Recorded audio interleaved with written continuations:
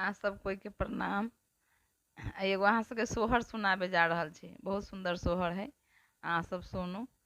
आ चैनल के सब्सक्राइब करबै, लाइक करबै। सुना रहल छी अहाँ सबके सोहर। सीता महला सायने कलो के रामा जी से विचार करो हे राम जी हे बाबो भाई लागार बाया तोरा कारबा जगा मोराना हे राम जी हे बाबो भाई लागार भाया तोरा कारबा जगा मोराना हे दायरे दे आदा हमने ओता बयाओरो सो जान लोगा हे राम जी हे राओ रे बाहिनिया हे ने ओ तब नान दिया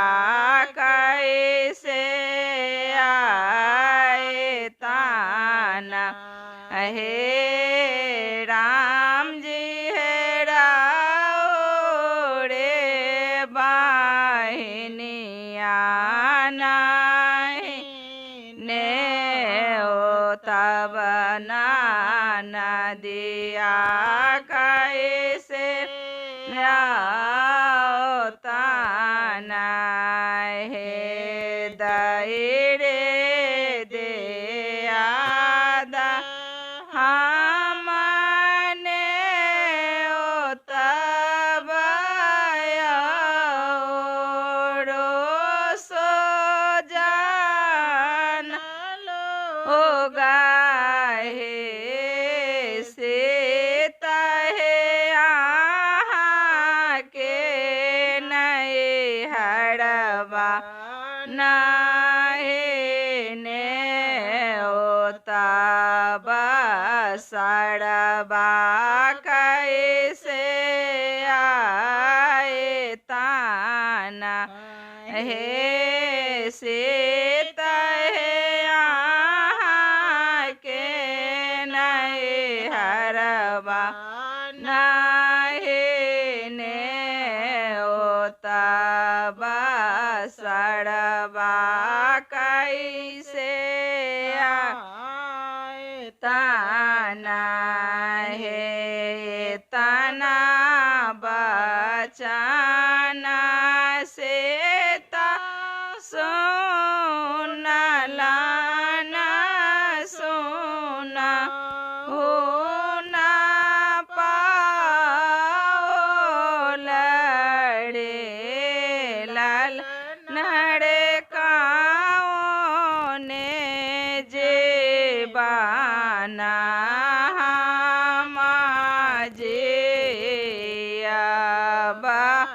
भैया हे आओ ताना रे लाल काने जे बाना माजे अब भैया रे ना हे आए ताना हे घर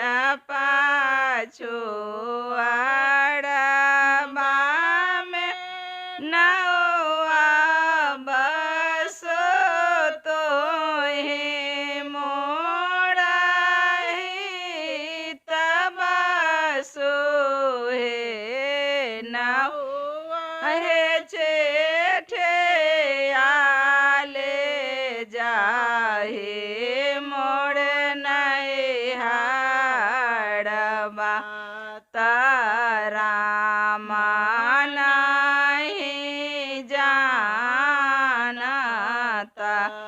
हे नाऊ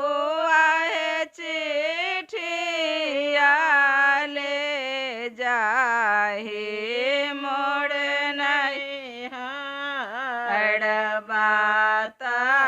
रामा नाहे जानत हे हाथ चढ़े आए ताना भैया के घोड़ा चढ़े भाती जबाए नड़े लाल नड़े पियाड़े बास्तारा झलक तया अबे सीता माना हाड़ खेत अरे लालन रे पियाड़े बास्ता झलक तया बे सीता माना हाड़ खेत अहे माड़ब चाढ़े बैठा लाना भैया ता जांघे चढ़े भाती जबा बैठो रे लालन रे पड़ी गेला रामा मुखा डेठ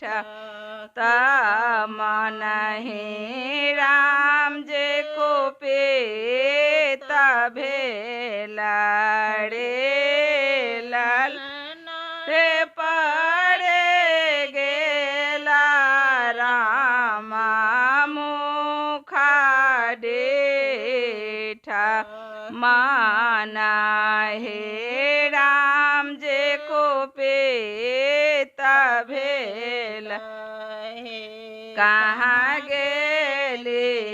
के भेली लक्ष्मण भैया रो भरत भैया हो भैया हो सड़बा के